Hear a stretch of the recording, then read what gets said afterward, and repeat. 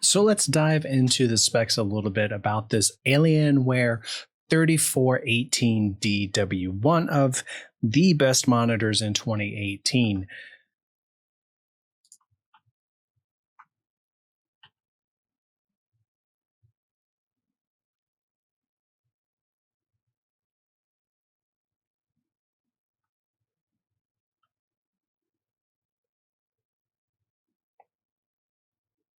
So let's dive into what makes this monitor so special and why the specs are exactly what a gamer should be looking for, even in a used monitor today. So here we have it. It's a 34-inch panel that's corner to corner, 3,440 by 1,400 resolution. That's almost 5 million pixels that are being pushed. In comparison, for 4K, 4K is a bit above 8 million. It's a 21:9 ratio monitor. That means for every unit in width, you're going to get 9 vertically. So 21 wide, 9 vertically. Also has a 19R curvature. Now, this is important because it's not going to completely wrap around like some of the more extreme curvatures that are out there, but it's going to give you a decent enough of a curve that from an immersion and a gaming standpoint, it's going to be where you want it to be.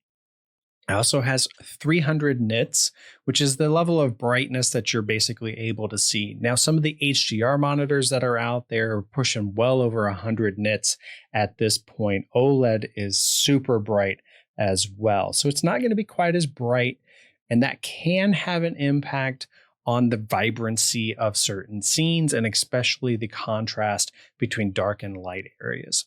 It's a 100 native hertz panel. It's capable of overclocking to 120. Some panels, though, the feedback is it can't hit the 120 and it can't hit it stable. So your mileage may vary. For me personally, 100 hertz is just fine. It is an IPS monitor, which means you will see some corner bleed, of course, but you're going to get very good color accuracy, 98% of the DCI P3 range. It does include 4 alien effects zones as well, and that's pretty cool for a monitor. That means you can individually control the lighting effects in each of those areas and get different color patterns going if you're so inclined. 2 USB 3.0, 1 headphone, 1 DPI, 1 HDMI 2.0. Important to note that is 2.0, not 2.1. The specs themselves are 4 milliseconds gray to gray. I've seen this sped up to 1.5 to 2-ish milliseconds. It does have an overdrive or super response capability as well. This is a G-Sync only panel, which throws me over to the cons. No FreeSync.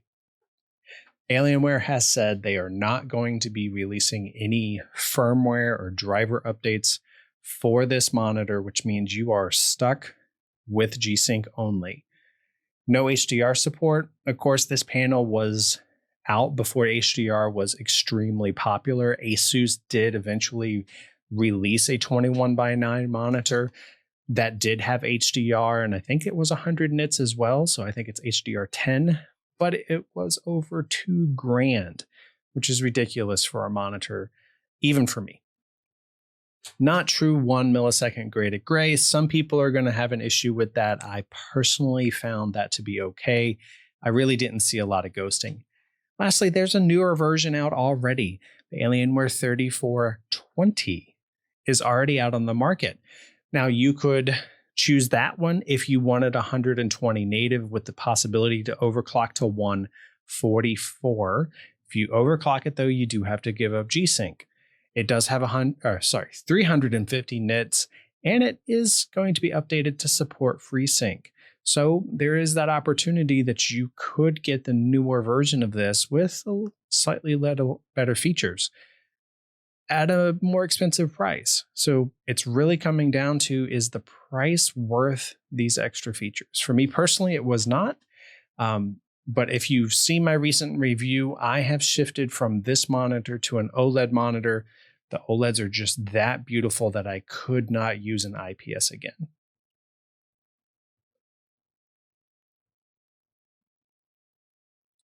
Okay, going mobile now. So you can see these 4 alien effects zones here in the back. This is the monitor stand right here. You also have additional ones on the monitor itself. Back panel is currently removed, but it does include a back panel. Now these lights are red. I'm interested to know how it's showing up here on the camera itself. The in the box packaging does include a stand. It does include this articulating monitor support piece up here as well. It also turns to the side and is height adjustable, as you can see. As I slam it down, this is a bit of a hefty monitor as well. It's coming in at 16 to 17 pounds. There's the alien head right there. That also lights up. Here in the top, you can see the grid pattern that Alienware has gone with. Very nice. And right now this is on standby. Now, you are seeing a couple of the disadvantages right here. This is an IPS monitor and you do have black bleed. You also have a lot of reflection coming from my studio lights. So you're seeing a lot of that reflection in the monitor itself. It just went dark. Okay, so here you can see all of the preset information is displayed up at the top. We have several preset modes, some of them that you can actually define yourself and essentially dial this in how you want. I have it on standard view. This is typically where I kept it. RTRatings does have some recommended specs. Quite honestly, I didn't use them.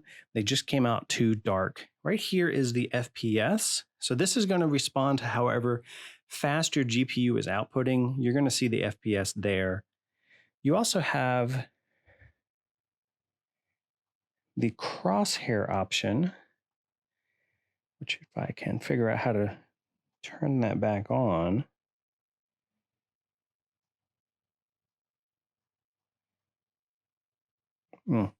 Before we jump to there, so here are the zones themselves.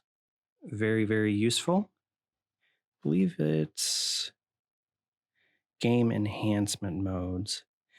Yeah, so here's your timer. So the timer is useful if you have certain on-screen or certain events that are tracking, like Roshan, or certain aggro events in like WoW and those sorts of things. You got the frame rate and then the actual display alignment. This monitor is capable of being overclocked, as you can see right there. Currently do not have that enabled, but if you go to, I believe it's response time, nope, never mind. But it is capable of being overclocked. Again, that's a 120p upgrade there. And then personalization.